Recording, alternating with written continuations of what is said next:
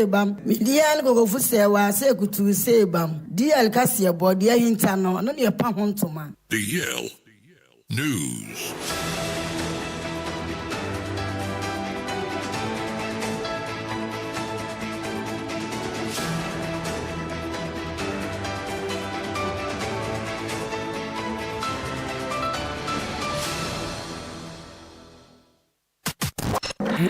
It's official. DLFM 106.9. Yeah, mamo akwapa. Efe tumlikande shayen ewo Facebook and efe YouTube. Na yemfa kasebo no etremo ensomum. Yensha kasebo na se emfem free brekum security court. Na lawyer nia otena na dwam. Ono aye charge.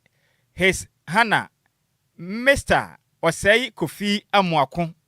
Etimi ahye say ogura bia ne den ede Emmanuel yeboa onkonkwatwe aposifo kukum kakra na wonom tenase ehwehwem emfanfa ne nsem ho adenti a wabode trimu po say obekum ono ankasa ne nua berema ene na konta owia na ono ankasa asanso epra ono ano ho na waje ne kra ede afre ne nsem na ogura ya ne den ede Emmanuel yeboa yi Eposifo ensa kanom. Opepon bosuma yomuna na taso emiensa. Enfempem mienu ene de nunsianum egwo bono Regional Police Command. Na ne nyina ne se wanum enya ne nte se krache ne den di Emmanuel yabuai watumi ato ade ahye enipa mienu so. Ena omo de asie ani a ene ekotokuro ne Brantan Park krache twen ye no enya semkuma. Na ode esani pa mienu a Odisika nimpo atwitwa bi numa atese ne de aduru no eni eyanye pam na eposifo ehwehwem adikan a wonom ayeye no ebede di sei Emmanuel yabuai obon ho moden ekwotete kwan ho sei ono wankasa ne nua bema ana afi na konta ne nua ba ne yiro na konta nanka opese odi wo magu efiri sei asase ho manso kakra bi ekoso a eda wonom ntamu meche eye kashiw efu a wo maye no Wanum atwe ho manso nti eja okwakwa tekwan ho ene oba omode ase kotokuro ene Brantan ene wapa no se ya na hana ne nua bema yi ana afi nso eya ono ane nua bema ne yire ene na ase wi be pie ho no ma no otwe kotokuro yi o se he chesemo na asase kakra ye dua ayikashu wo so epese ye boa na yenye sika bobra no motete mesa no eyemo ene mekire mo pa na wa Brantan yi so ne hwew na sini adoje na wasasa na wa maso hwew ene esa ene se nipa mienu nipa ba ko ntokwa de gidi na we yato na sini ma se kan na yibinsa ho na moja tu no gidi sa ena ekoba se ntokwa ni mu no eprepre bebre na koso na obi ko hu ye no kobo Ghana Police Service efpenifo amane se asemo asini Eposifo kohwe braya ntokwa ne si yampa ne nuane yampa ene Brantan pa kotokuro na da ho ne mu ya in fact wonom hu ye na ye se senior man Emmanuel yaboa ene wabode tribu po se ne nuan obedi na wuampa na no ana posifo moden epeja eprefo ekogwa ya se mekese no wonom egusu a doctorfo ehwe se ometimi age wonom enkwam na Emmanuel yaboa mekese eposifo ahyese ngopɔ ya atoma Opepon bosima yegome ne de taso dumie Enfempem mienu ne ade nunsiemu no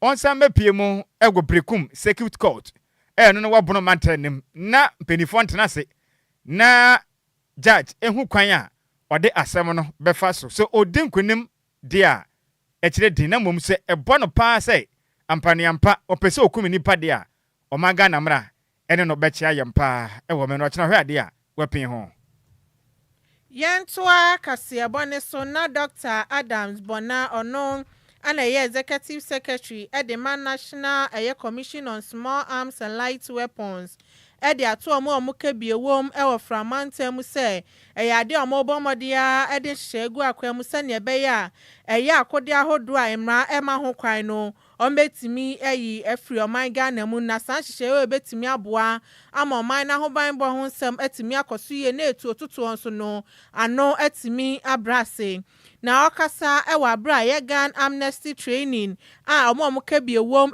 na behia mu ewo ho ana Dr. Bona ede to di okasa ebo anim say yade operation no omo beye no ebeye intelligence led ye pan no ebetimi aboa eye mpotem no na bra eye omo kohia mu team na eda dwumedie ne so eye silence the gun to save our lives no MMDC na hia mu eye ade amoban bo hu company phone na so be hia mu ananano mahemfo ene timenfo ni bebre na ne kohia mu ho no ma omo bo omodin ede dwumedie no ede ehyehe so no mu chema ya de omo ne timenfo san so ana obambo hu ku ahodo ni na no ebeka bom se ne ebe ya sa aniswade hu no omo hu so wo so mbomodin a no mu yi eye akode a mmrama ho kwan ni na afi wo no ebetimi akoso. Our limb is to ensure that Ghana remains an oasis of peace. We cannot go down the way other countries have gone. And as the chief director of the RCC is in mad truth. So the amnesty is to allow those who have illicit weapons to surround, or you get there and say, I have a weapon, how can I register the weapon? If you don't do that before the 15th of January, you will be arrested with the weapon and punished. And you can see the police officers here. They know how the criminals in this country. If you thought they didn't, they do. I'm sure you have seen in the news, as of yesterday and today, 1,000 rounds of ammunition have been seized by Ghana police. Prior to that, they had seized 2,600 plus rounds of AK-47 ammunition. It means that those who think this amnesty is not working, it is working because the police together with allied security agencies have their eyes on you. You heard the official from customs. We have the mechanism to detect those who are also bringing illicit weapons in this country. And so please, surrender your weapons. Even if it's a stolen weapon from the police or the military, immigration, and prisons and what have you, surrender these weapons. Ene ya uti ye Dr. Adams Bona no executive secretary so edema National Commission on Small Arms and Light Weapons. Yanto akasebo no so na ye monwura mu ewukuaye ensensem so. Ne enkopie mu ewasa ya ehwe oman Ghana yekuaye enafi so enuane eso ewo oman Ghana mu. Na omakopie mu ewasante mantam kumase. Na mekasai asa ehwe oman Ghana yekuaye ene enuane so ewo manyim ekiremu am. Wonom ahyase echeche ene enkokọ nketenketen ede ma de hia emna Ghana mampani John Dramani Mahama epa nkokọ nketenketen dwumadie ho awa sentimental a womno omudin ekoya ekire se wonom sebeka nkokọ ni bi no woma hyase ede emmema wonom awa sentimental ebeboa pa sebe ya oman Ghana nkokọ yen betimi ede hine wo manyimu na ye penkokọ ede bia ye nuane ede bia ye stews ahodo de atwaye num a ye mre ho kram na dwumadie we ya mudi ye no ehyase ewadweso mensenemu ewa sentimental nim eko asan omomodin ase afiri ho no mo ekopie mu ewadwabe mensenemu ene ade hia beboro bayi aduonum a omunyina din konkreta mu sei enkokọ nketenketen na mo pabie no wonom satimi aka ene wachenso ene bags mako mienu ene ye nkokọ nuane omasan de ma wonom nkokọ ebedi na omanyina bribra na ya kese asa Ghanafo bewe nampa wo manyimu a ene enya semkuma na nemo we ya empenifo eto ni nyina ne sei Ghana mampeni John Dramani Mahama adwe ho ehune sei edunu pempenso a oman Ghana yene yankasa yebetimi aboye ho bra na nuane yene yebetumi ede yenuane na yene yankasa so emo a yebenye no yebetumi di bie eye nuane ne yebegyae sei yebetimi akrakra enema ahodo we nyina sei nuane ne nam ede afira manone emwamoman yentimi ekwanim ne yankasa yentimi eni ye ho so Ghana mampeni John Dramani Mahama etirem sei so men yetumi tu sana mo yebeboa pa emenwuma atumi aba emenne enipa pia wonom enya adwuma enye wo mayimu no yetimi enye bia ne nkokọ ena afi nso ne ma hodo ye nuane a yekofa ana yekra efra manone bo mayimu no eso etimi atem na asa hwe oman Ghana yekuaye ena afi nso emfudi eso etirem a mikasai de wo hwe oman Ghana emfempi mienu ene de nunum a enkokọ pa na afi nso eye nwuramunam a yetimi ehweye wo mayi mu no eye 350,000 metric tons afibia Ghana fu ye num papa ene ye made beef enya semkumo enkokwa namai na ye wia na yewe mako 350,000 metric tons ena omayi mu 2025 yede ye num na opani kirem se wohwem a yen yankasa ye man mu no kakra bi pe ene yetimi de boy ho bra ne nyina na ye 15,000 metric tons pe ene se wohwem a emu mako 300 metric tons ni nyina no yakra na de ba man mu na kirese na se Ghana ye mo bra na mra womba moden friends ensentrafo nhye die e wa sentiment mu a na wonom acheche enkokọ nketen ene nkokọ enuane ena national coordinator edema feed Ghana program Mr Bright eye demosi ekasa ewo mra na wonom registration dia ma adehia wo msa betumi aka enkokọ nketen bi e wa sentiment mu no ena wo kire mu a wonom pese omoboa pa na omangana yene yedi ho so eno achi nso enya sentiment mu nko wo metrem akọ man Ghana man tamahudu nyane mensiri nyina na boa man kokọ nketen dwumadie no o mayimu yetma trem yetma yankokọ nam papa hwe ne nuane nkosua hudu obi a yepe no yensa timi asoso opani kirem se ewom se o ma hyase e de afiri sentiment mu de nanso enche bia ebekọ mia pi wo mayimu na Ghana fo yankokọ nketen yenya bi na yetimi e de payanum na edwuma so bebu so memeburu no enya edwuma papa etimi aye. Before 2025 was just about 5% of the demand, averaging around 15,000 metric tons. So you can imagine from 350,000 metric tons, as a country, we are only able to produce 15,000 metric tons. That is only about 5% of our consumption annually. This means that over 300,000 metric tons of poultry meat annually has to be imported into the country. As a direct consequence of the production gap, Ghana relied heavily on imported frozen poultry products and spent approximately $300 million to import poultry products into the country. Anye anu edene pa edienya ekapa wo manyi bopa wo enkokọ fosu ho ene ho enyemwa ne ade no anu edene dodom ene a woti ye ono ene ye coordinator edema feed Ghana program ne din ede Mr Bright itemozi ena wote nini Yentua kasiabone sono so afọ na hwadesua ho nsem ewo man Ghana eye Haruna Idrisu eden nsem atuja echemu se omomomadia na nka petroleum royalty revenue no omomomadia no munyi 2.5% enfensha eye Ghana scholarship authority nim sane ebe ya omosusu kasemu hawa omofemu na so ebetimi ate no de eye proposal yi edi tuja wa bra no mu sign governing council edi scholarship authority no ana so afọ echema ya dia Ghana scholarship authority e ka dom so no ebeye 834 million Ghana cedis no nam so ama dwumadi e woso mudi edebua school for na nya dia omutimi edebua wom no chirema so mobomoden na omuyi 2.5% edi free eye petroleum royalty nim na omode share ye Ghana scholarship authority na ye de ebeboa wom sane ebeye ka dom so no eso ebetimi atno mo so na hwese scholarship scheme no ebetimi agina ho ache no maboa ama omo so ewo se omutimi ko school munimade na mom esa sikasem nto mutimi nko school no metimi aboa wom ama metimi akonya nimde. So the representative of the Ministry of Finance is here. Currently, I'm told that the Scholarship Authority is in debt of about 834 million Ghana cedis. That's why I strongly was pushing for earmark funding for the Ghana Scholarship Authority.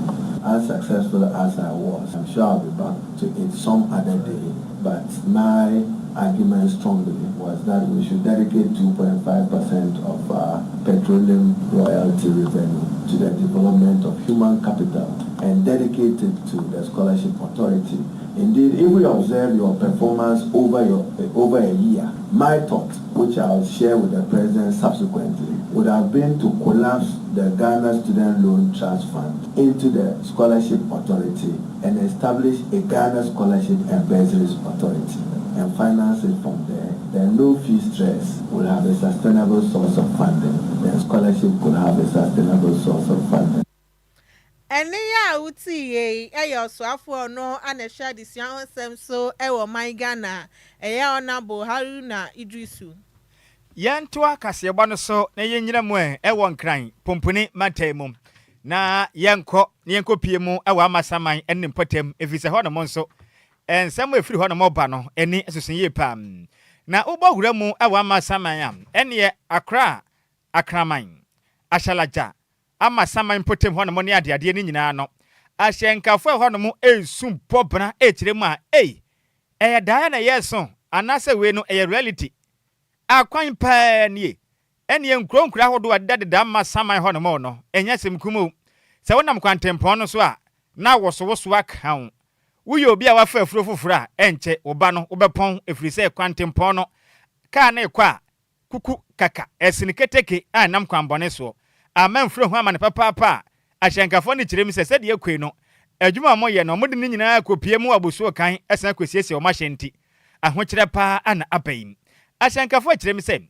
ene port wo so akasie pa o mo fefe mu no teseka no okwesiesie ne ade chen ya na asansei na osan kwesiesie bone ben o maye o man mu mpanimfo ede ba dia wona mu kirem a ene edene edise mpanimfo ansode a chesa masama kwantempon se de ya hye no ade hye ne ehuna mane dodom na ahyenkafo ne bi kirem a ade ba kokura twa mu nso mu ne se wo hwe ahyenya hodo a efiri krabo premantem edna ne kirem ewo kumase ena afi nso ahyenya hodo nso a efiri kumase ebaka krampo premantem ena mo se amasama kwantempon no empenifo esesie nte no ubahu se na ekwan no traffic ne achisa edina ahyenkafo no omo tochi ene mantem ene krokro ne chen ne duba bimpo a ene heavy duty trucks no atekwetesi etumi kwaji kuro bi boso na kwan na ase no na afi makwa wie ni samwako ne adukram empanifo kirema ohawei ama de hye omwa masaman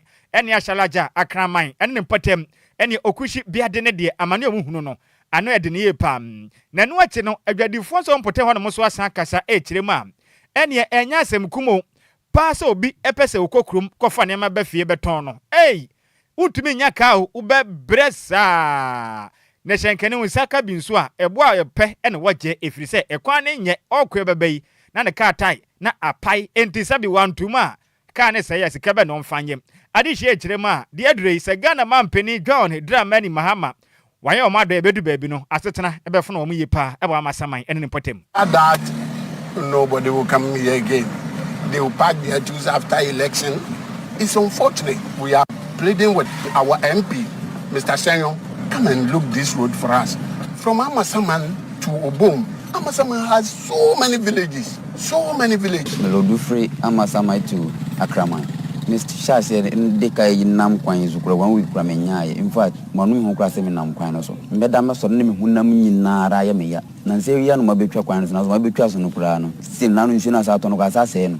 Nsu kwasa to kura de kura ne enya kura. Na mansu ata kwan no so na obi de kura kan bi kura ne gia box nsu awura gia box mama na gia box no kura se. In fact, we de ebesere mpenifo na omonya no mra me boaye na kwan no omonya kwan no maye. Ye ba no kwa school fo no kono mu complain kura se kwan ne nye ombe faka ombe bombe kofie no na omhuna mu nyina ye omoya ombe ko base dam no dam yansa no na omabre aha ye dobrogo no na dobrogo no ye kwan we me ba kwan we so 2004 na enti kwan enti sei ba bedru ba bi kwan no ye hwe kwan se de kwan se tia ananti ho aka ho asem a omufie titem bia every present day ye ko shop se me ni wo kase kura na a mo ye me interview me ni wo kase be fe shop na be makwa boso kan aba bedru ha akose almost 3000 me nsem enso stay na de be chi no mesa ko shop bio tem bia ko fe liar isan ho a nipa ko to kwa 106.9 Kwan de ye brepa ye kokrom kura ye nya ka mafi kwan na se ye brepa papa nti ama ye lole no kura ne boye din it's a maho ama samanya shenkafo ana afi adwadifo na mu kire me se kwan de se ade adane manho pa ese bura ehu pa wore makosem ena wate na eno achi no ana assembly member edema okushi biade abato mpesua so ono ye former assembly member ne din do nyamfo Daniel Kwabena Ampon enso nane atum ekirema ekwan enye nasem na penso o die de obetimi aye pre na so ankosi aga ekire din nanso ohwe ne musa banse san ba die bia mpenifo beboa na kwan wo masisi na de hye no omo huna ma ne dodo. I've done most of the demonstrations in this place, call people, goes to major institutions to make sure this road will be constructed. But yet still, I think they don't care, they don't mind. But I hope the government has changed. So we will really championing that the government will look back. Any a woti ye eya kane assembly member edema de hia wonom ewo okushi biade abato mpesua so ewo amasaman ene ne mpatam ne din eden onimyamfo Daniel Kwabena Ampon ena wote ne nkan na ne kwakra mu no ena de ye kasebo atweben Gawes Municipal Chief Executive mechire onimyamfo John Desmond ni so 19 na ochirema eye ne kure esu adisia isu no pepepe kwantimpon no sai na wiawie se makuna dua de do ne de wonom gusu ase ombetumi abo na kwan no wonom atumi asiesie fisade hia wonom amasaman ene potem wonom ebredodom na wachire mu a yanka nkyira de hia mo amasaman sei wonom gusu a mo ahia ase asiesie kwan me nche akwan hodo a asesei ewa amasaman no ne nyina da ebetumi afantoma pa e de afura. Enquires as a municipality, we are also making efforts to reshape some of the roads by using the drip equipment. But reshaping is not a solution, because when you reshape the road and it rains, it becomes worse. And the more you reshape, it means that you are taking off the surface soil and it's going down. And when you reshape, it makes it easier for the surface to be eroded. But for the networks that we've talked about, the road network we talk about, if these roads are considered, because these are major roads, and these connect to other municipalities, so therefore it makes Accra central and easily commutable. It means that we are diverting traffic if you want to go to Kumasi. So this is not just for farming purposes, it's also a measure to urbanize the other areas. DLFM 106.9. Ani a woti ye no ono ena woye Gawes menser no aban anam sini ne den ede onimnyamfo John Desmond ni sowa na ena wote ne nkan ye nyina we so ne yankenka madwene nkyere ni bi ye wi a sofa na min sofa fa ofon no na hya ase wo frɛ na wofa magwatum na won so amasaman adehya wonom ewo akraman ashalaja ena fenso okushi Brazil ne patamu no mu kyerem a ekwan pani hey ashankafo no cars ne nyina sesei adwadifo no so kura ekofa ne yama ba ekapa enya senkuma adwenkyerɛ ne yanko Facebook no so as usual piaga dia ba ohwe live edi free achem asafo yenim dada Ose afi we de ota doctor Mamudu ba wo miachi nyame nka ho na wotiri mu po emre mu manwai na Dalek ayete de aba na so hwe live edi free nkura kan na wose good evening menso mechiao sansa na sweet Elizabeth edi aba na so ma yadwo my authentic Uncle Sam and lovely Sikapa. Hey, the news is so fantabluta. I am Sweet Berry from Lebanon Zone 4. Medase na me wafa se wafake. Ohwe live edi free kwame nkroma circle new plan station wa baba hono opretwu maden. Ene wase Dr. Mahmoud Bawumia no size. Mate babia no atekreta na beto na wo ho wafake. Anu ahwe hu ye wate. Ana ne kunsu kodwokrum oti aba na wase ohwe live. Na in fact ye bo adwumaden ye panto da yase na adwumaden a ye bo na ye som oman Ghana sompa. Bebe ye dro Ghana ne me ba won nkyɛn amasaman empotem ni nkronkro ewo amasaman no amo kyerɛ ma amane hunu nko a o ekwan ne nye omo sora no pa kwa adwuma so abopo ekwantifo hu na manadwadifo bre ahyankafo so ahyan nyina sesei di dredo no mpanifo anso de ye begeta ene akraman ashalaja efenso eye obe ye nmpatam nyina ahokyerɛ pa na ebai ne kanka ene okushi biade omo kyerɛ ma amade no doso ntempenifo mra no meboa wo na kwan no we die atrapo ahoma ne 053405019 ana 059340655 053405019 059340655 wadwenkyerɛ ene sɛn ama samanya kwan ene o man Ghana kwan ayɛ yi no Majo. Good evening, Wafa. Wafa fumni. Me Adjoa Sammy ni. Bra Sammy taxi driver. Yes sir. Na me say. Before this year, I'm overhead. Graphic road. Right. Graphic road CMB better. Senior name yentio. Before I'm at some better or more canon. Me can be from my beach from a drive for 8 years. That's around the base CMB. But Moko Chibia, you pay. Baby, I want Mamma Wakama and Amana. Panoka, we now put your pot the protein. You are all of no can as a price. You are more car, a blind sinners for number of the known to right. Medase pa Minia Samina Minchrapi, no adventure, Majo. Majo, DLFM official pa. I think commerce affairs and in Ayatiasi. Berma would think about Yaka Yo, me den de Kwame Opoku, me frefi amasamai importim. Na asama honi, me say we fufu na na kwan so a obedu na why brown e chenka be coffee. Me pa mo chaw mpa aban chaw na ombehwe ekwan na emaye. Na yentimi na mo so na ye hontoye na ye bre papa. Right. You see ye jonku, ye bubu, ye pa mo chaw ko be boa yen. Yate, ye dase, ye because to aka ho asem na aban abeboa adehia mo amasamai. Majo. Ya wura obinia. Hey, Asante Zengo and Pom Design. Also, here at our room, Matthew Kadia. Yo, Mr. Santi and you. Papa, but if you are dear, you have a trouble in Army who said, a quiet a cow Cassia. Ain't he? Ready, as I said, call my home. Come my Momodiano. You are quite your Momodiano in ye. Am I? At your Musuflano, me form so, Medase. Meso Medase, Asante Zengo, my jewel medafo. Eh, me hu yo bra kwa meteto sikapa ho kafo ne mpombo ko de. Sikapa so wa feel seto. Oh, but my friend papa. Right, bra kwa me anumre ma yentio. Ya tiare ma wa. Te obete wonka yentio. Na menya ye amasama kwana mpe because obugu so mo ye.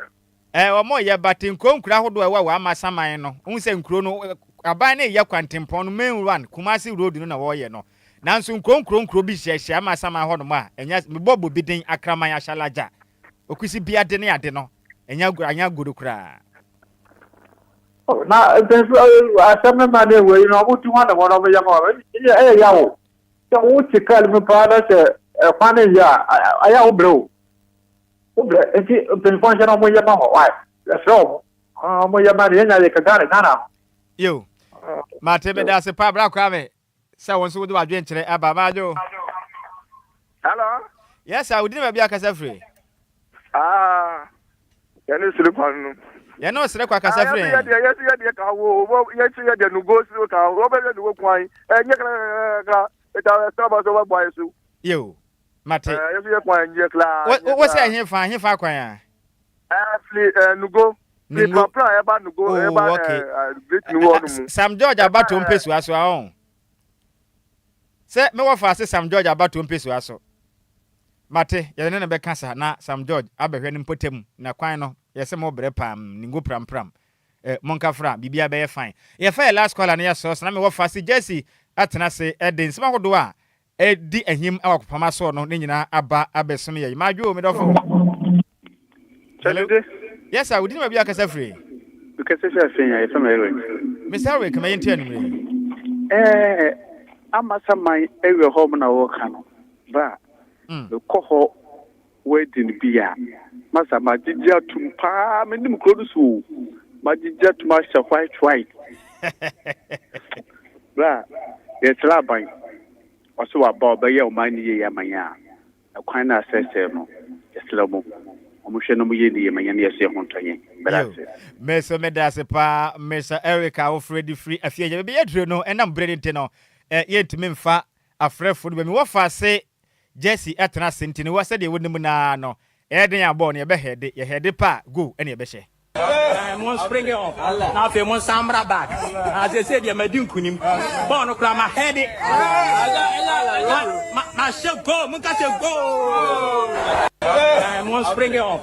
Now if mon samra back. As I said, you may do kunim. Bono kra my head. My shall go. Muka shall go. DL Power Sports on DLFM 106.9. DL Power Sports. It went there. It jawum. Dead. Pressure, Mr. Kasante, Mr. Bade, Mr. Kasante, Asante, Mr. Kasante, watch your room, Mr. Kasante, hey, Borike, go!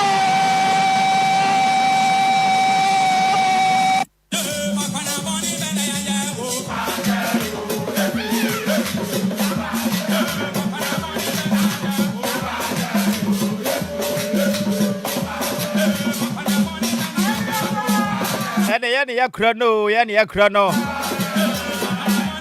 Be wo fasi Jessy atenase. Sema hodwa. Edi ahimo. Ewa kansie mo no. Watenase. Atuan semenyo. Wenyanko citizen ana Man City wenyako ana. Ahon sensem nyina na mkwam a. Wo fasi de babesimi animre Jessy. Ya ofa. Empom design. Oh, nyankopon na dom any experience in TV. Ya da twede ampon nyankopon ase pa. Sensem ne bitem. Yeah, temper. Right. Enam branding ha. Na wo kan asem. Na wo kan semenyo ase wenyako. Wenyako. Mama na 42 Jessy.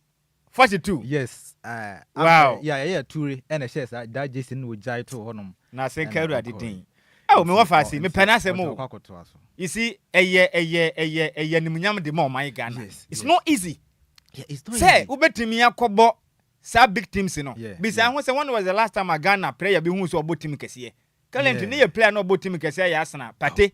Se sia no so akọ pie mo La Liga imi. Se sia hwan bi o. Ofa no kra ne yen kan. Jordan. Se sia no.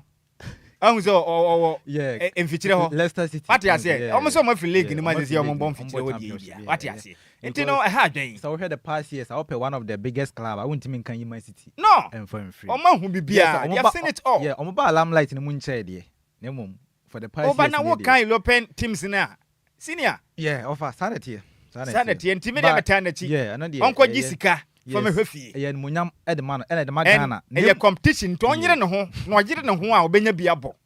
Because the South African players ni bi nya chances ebo bia do ba bi na Pep Guardiola and the three who win shadan fu papa.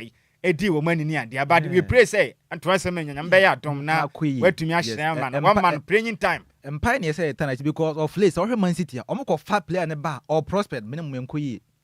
Yes, antoa sem nyanya be koyi. Nti yamon pa be koyi. Be koyi brente no me yenya na kajagum. All right, Yamam Joe and Famra Deal 106.9 megahertz so ene anwumre ebre atimado see timi da good ye munsam etimi da ebre babia wutie show no edi free bia of course Mr. Kwame Afum head of sports and a sports team ni nyina no and etimi bom achido ma meeting show no etimi ebre sas no kopiem dia ade a wo fa Nhyiraba Kwadwo Sammy B ene Adjoa Agyei Sikapa omo do manum nyam so no etimi atam ma chima me show no etimi edab no champion Kofitela so no etimi ade atumo Facebook a ono so betima pia bibia etimi atumo no mama bia no etimi akoye nkofo dom de bobo no ono de ode de sha nam se na ode ye adwuma wadre Facebook a eno so bibia so no etimi akoye so timi ono yen sha ase de enra na M10 FA Cup no run of 32 games no etimi abawe na after say etimi bawe no clubs so mutimi qualify mutimi kokko PM so no run of 16 na say na sitie ukọ PM de True Life of Kwadwo Sammy B ne namfofo no True Life ade o Division 2 o mutimi qualify o na yi has folks no etimi ade o mu film sa so ko PM de Premier League clubs a o mutimi nya kwanya o mutimi kokko PM so run of 16 na say na sitie ade e krobie Kumasi Asante Kotoko timi nya kwanya ne bi timi kokko PM run of 16 sa so ko PM dia ade Heart of Lions timi kokko PM ho no bi Media Maswado All Blast 11 Wonders Nations FC Brekum Chelsea FC Samates Dreams FC na Aduana Stars we say mo na Premier League clubs a o mutimi nya kwanya o mutimi kokko PM run of 16 no sa so ko PM Division 1 clubs o mo so nya kwanya o mutimi kokko PM a say na sitie Tamale Cities Atram Divisa Real Tamale United Techima Youth Techima Liberty Youth Southern International Allies we say Musoni Division 1 clubs are omutimi nya kwanya omutimi kokko PM run of 16 ma bia so no etimi kon kan so e M10 FA Cup yetimi eboy run of 32 na etimi wi dan run kokko PM so dia e ade akọ PM na ade oboas anase FC Ashanti Gold 04 so no ade ometima confirm say former that no Kukopim, the much more confirm say player IFNs Frimpong, and as FNs or guessing Ronald Frimpong, so no, or much money and services have brand here, and so never bet Faso, and my team FNs Ashanti Gold F. Biano,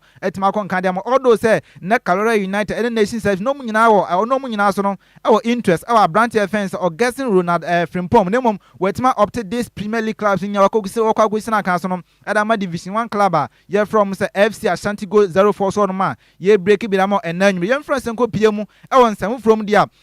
PM Ho United ya I had a cook PM dia ho hoy and idea almost on more mudio mujima biano at Macon PM the idea or money papa first Kasim all free of my fence take mono I do meet my fan or met me I'm an appointment as officially so or never to mom head coin JSM now to you must intimate query never pay fence Kasim on if you take his no net my fence of Ho United or met my son I'm number by your new coach Bibiasono a bit Macon cancel it me that mom horma ye break it down and then oh deal 106.9 mega so and then real France uncle PM on 7 from the Senate City Ukopiem dia Confederation of African Football I Trinity I can't say car from Adiomatima confirm say the 24th edition of the Confederation of the African Athletic Championship at the Ghana and the Betima hosted the Ghana and the Betima hosted the Abesha CF on the 12th May Ekopim on the 17th May so Etimo Honoma or Metima host Metima Bono University of Ghana Sports Terama Biano Etima Konkan Kopim the Confederation of African Athletic Championship Ghana and the Betima hosted Betima Shas here on the 12th May up to on the 17th May our University of Ghana Sports Terama Biasono Etima Konkan we say so in some so if run by ADB Mao and then you know dear 106.9 mega so and then you France PM I want from the Senate City I had the Fusa Games a bit Makoso Morocco 2026. The Casa Fusa Games are games boy the only 5 players per the team boy no ye ntimi M1 or pitches so no be etimi bono no ye timi bono ba bia na se edan ya ometima cover ni nyina so etima hye ho no na so kokopiem the sports hall and etimi boy ye future only 5 players per nti 5 from each side and betima the betima ball ade Ghana ye Zambia and betima ball that qualification game so etimi honum and it's a Ghana ye Zambia game no wa betima win home and away no so no ade betima advantage no wakɔ piem so no Morocco Fusa Games na akɔ ba bia no etima konkan tie nyina bɔ mpɛ ata Ghana Fusa team na chi sɛ ade o metima chɔ ma fɛnsa Zambia etima twɔ ma metima akɔ piem metima akɔ piem so no Fusa Game na sɛ ma bia no etima konkan we sɛ so ne nsam so a efro no ba ye di bi ma na nwumre so no DL so ye mfrɛ sɛ nkɔ piem sɛ foforo dia okɔ piem a kɔ Vitela fami kɔ piem Faith Ladies Force no amaso enye ni nkɔmɔ kakra emfa emfro no Ukoko PM the other second round of the Greater Accra Women Division 1 League so no ade a China and a second round no ebetima stars no ko PM dia Tuba Astrotef no ade Faith Ladies ebetima tena fie no mato omo san e fresh Samba Ladies no no matim da win time so etim honom no ko PM dia ade ama game we say no etima game a obi ani di ache ne so ko PM da sesama for no omo ene di kan ene Faith Ladies no omo da second position omo hwese sa game we say no omo metima we no matima cross that gap na edo omo sesama for so no omo ntam ti we se ko PM dia ade da wo chena ball 11 am pepepepe na so kokɔ PM so no Tuba Astrotef fa honom na ade a matima ya friend say Faith Ladies betima tena fie na mato omo san so na da first Samba Ladies no omo timi omo so no omo timi na win time honom so no ama bia no etima kɔ nka na ade a coach sa na coach a ogina mu so no edema Faith Ladies fan say Priscilla so no ade a wo se watima prepare ne girls ni ye power hwɛ ni mu say da wo chena no metima chi team fan say Samba Ladies no no matima twɔ omo chama bia na etima kɔ nka de ama omo enti amana so no ma ye tweben captain na ogina mu so no edema Faith Ladies fan say nana prempe ni yebusa ne say nana wo na wo ye captain a ogina mu edema Faith Ladies o chena game na game a ano odin pa o edi asam kra so na wo a obetima kan fa sa game we see no. I won't say much. Preparation towards this game has been mind-blowing. The coaches have really done their best. They've really taught us so many things, new strategies, new tactics to face this game. And we players, we've also learned a lot from the coaches.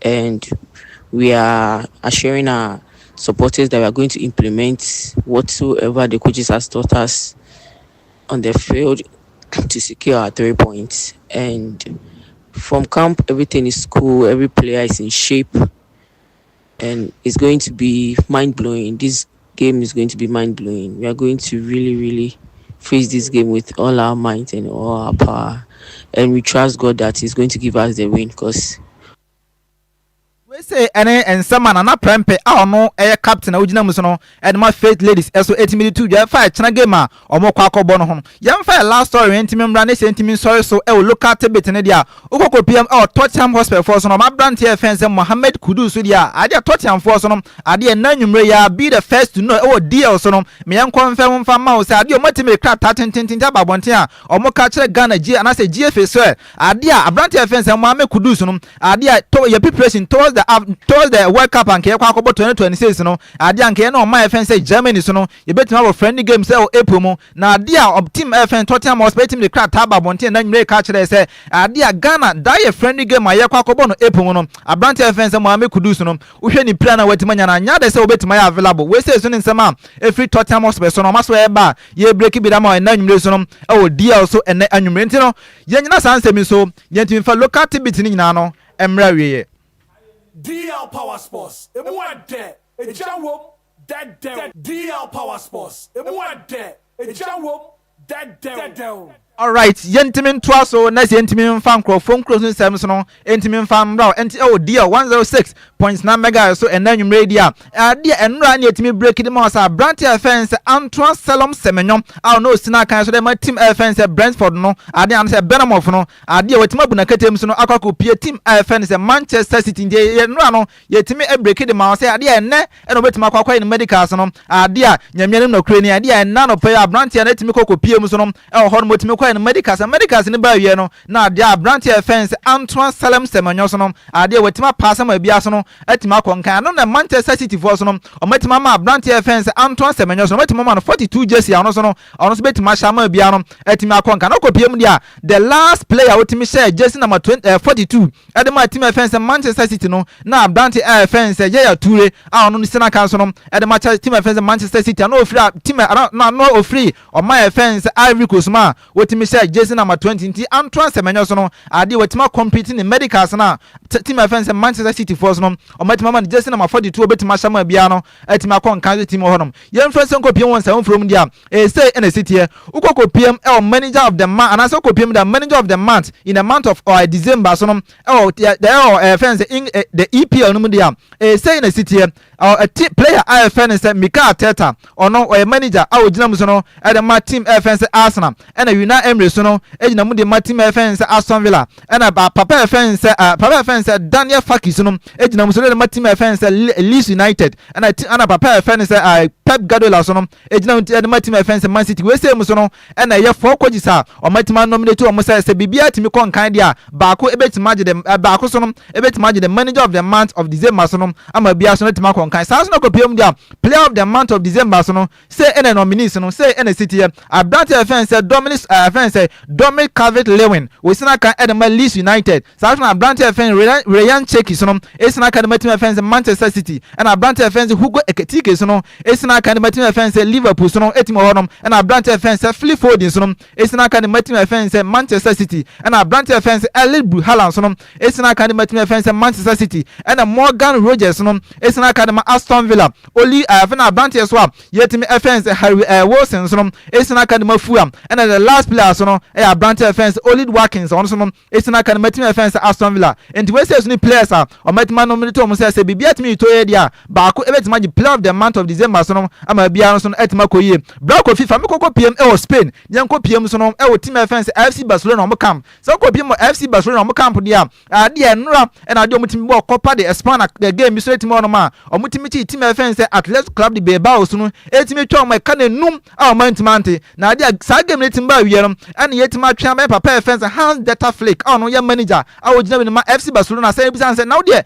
come here say game your bobia na aya no timi share mo go so and o timi da to just say o so we say no ade and hallmark because I sharp team no wo ansa na wo piro no kwa be PM o team offense FC Barcelona no team offense Bayern Munich no ade a wo timi ball 86 games out of that 86 games no team ball edema Bayern Munich as a manager and so gina as a manager no ade wo timi say 255 goals and wo timi say out of that 85 games no and that's 86 games no so so ko PM dia wa be PM FC Barcelona dia say in the city ade wetima 87 games out of that 87 games no wetima say 253 goals and ade wetima den wetima sama bias no etima kon kanti papa fence have the tough lake no or see goals na the boys etimi se no see ade and hallmark because I will from team fence Bayern Munich ebe PM team fence FC Barcelona ade na otimi so ye ade na otimi ye ema bias na etimi konkan yentimi ngira mu so no baby my fence Germany mu dia ukoko PM betim fence Bayern Munich for some so ye dia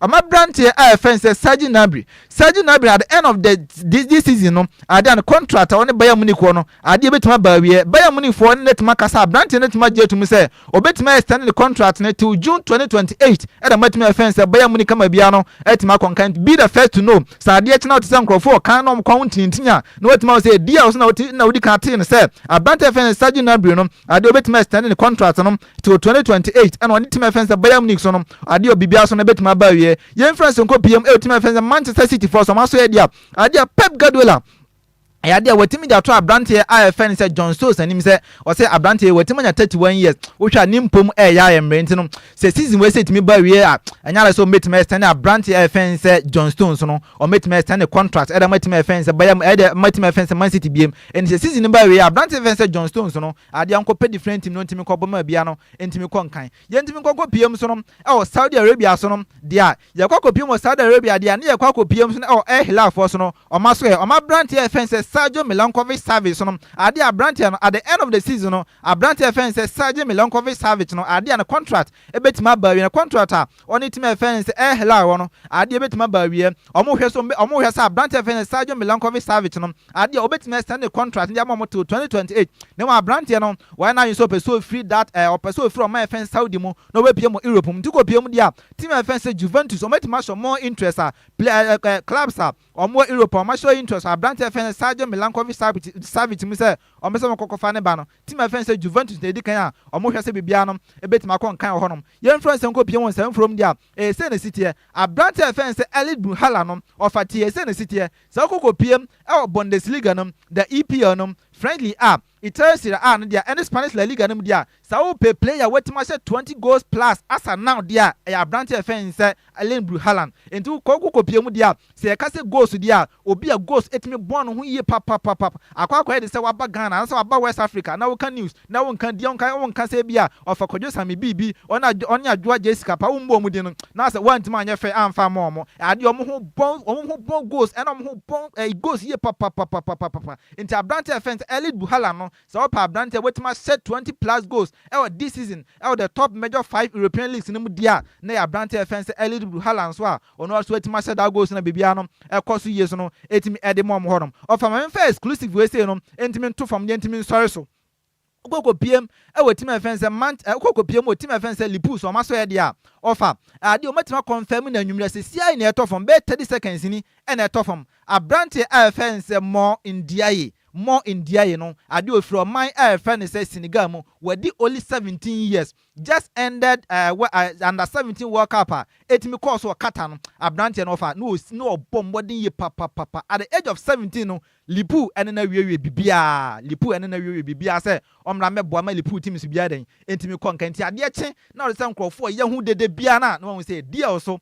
ena waso ye den edi kanti edi free enti ofa ma mingina sa more in dia asemi so na mentimi mfa foreign tibit ni nyina no entimi emra wie deal 106.9 megahertz so ene anwumre right meda se pa me wo fa se Jessy se wo den sma hodo a edi ahim wo my Ghana agropama so no wo de emunkyeremu nyada aba ebeti ye ne aba so ye tiefo wo se nkonwa akra wa kire yeah offer be so ma mo miss na bonitew yes offer say echena ukoko PM Tuba Astroturf yeah say nka Taylor betima mam Faith Ladies Faith Ladies that wo chena Tuba Astroturf ball 11 am ade a omonne Sesamba Ladies ebetimi da kan see ba kwa de etimi awentam so no na ofa ade amasa game we say na ni dodo na be kwa won say Sesamba fo ne na dikan na Faith Ladies da second division say yeah anu ya division 1 enti omo hwe say yes women Premier League no enti wo abekole wo abedikan no wo na be da wo be ba the Ghana Women Premier League nim enti amasa game we say no ebe kraka yi pa enti sa wo alaji na say bia wo ba bi ti say Kaswa and then Patem Biana, it's a ball 11 AM. We saw them. Yes, or Baby PM, yes, offer total football. Holiday. Yes, it's a holiday. It's a holiday. Only is faithfully the current FA Cup champions. So you can imagine the kind of faith ladies. You can imagine the total football, good football meeting. Or meet me at the amount without or Chinano. All the road Ninano leads to Tuba Astrotef. What's Nefia? Why yes, Castle Tuba Honoma, and about 11 will be infinite. There will be infinite. Right, Tuba Astrotef. No matter total football. Right, you be commander. Semi what fast Jessy and now what 10 and can you know where's Nakasi Bono? Ye Munu come say pong. Emus move 1 year maze, me parent in a semo and my yang champion Ted answer Jap Bema. We are seeing Nadina Yawnidin at Mr. Jerry Frank. If you had a modi, it didn't quite a friend Yansuja, Utunutua, we say wa crabbo. And no dear PM go Facebook and the YouTube Macasiabono, we near be a share yem. Now, Mr. Samuel Aqua, the dwarf friend said, DJs gibi, HM, every fruma, Edison Yanumre. Now can come for me, no, ya Hunetians and Temwa, yes, media do Samuel, more fast, Susia do Samuel, a cabo man. Na kweye aduosian na ne nyina bom fita agire de dem ayese nkunwa enam se fie ha ye ne ano wa batere nti asem bi ekwo we kra ye no yese nkunwa besemo edia meje so ya wofa osi ade yo the one in Nhyiraba Kwadwo Sammy B mene mo fa se ba Adjoa Agyei Sikapa ye kwen hwan na ba international DJ Afiba e free samre ya kopim no nu de non-stop music. And no a back to back ye de mamo ananya sa enti adamu nyina se na moma nwumi bi wa ha Sikapa se me moma na dofo nwumi we si na mante yanka biewa ya kramo ya me ya adoma emeresim se yankopon de yankwacha ya be se ne mu ahia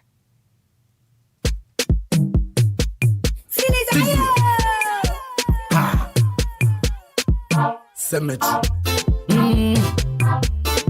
Why is that grilled?